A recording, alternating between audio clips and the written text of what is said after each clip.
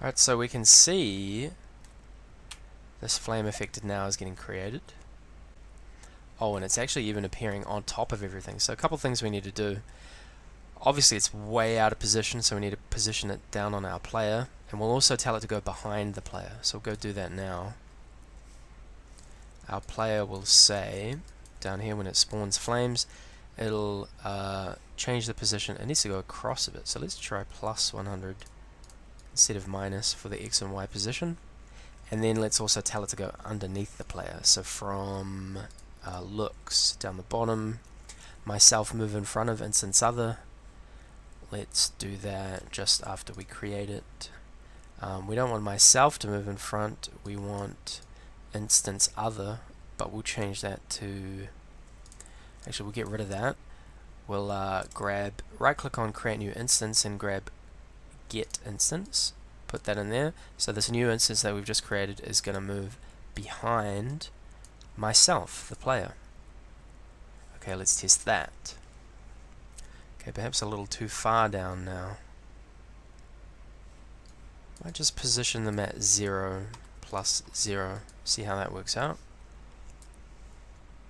Maybe across a little bit. X plus 50.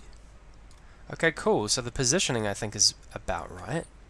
Now, how do I actually want these individual particles to behave? The emitter is working well.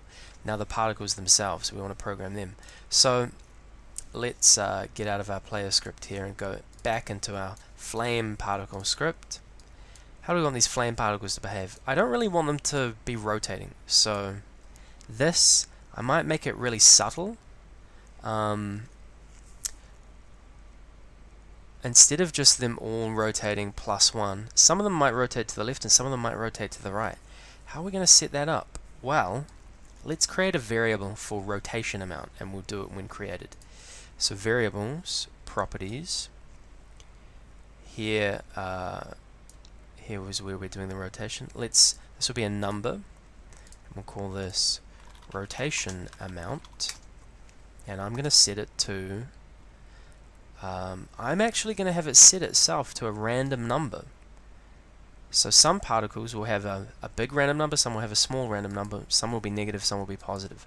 I'll give it a range. So if we go to operators, under numeric, we want this random integer block.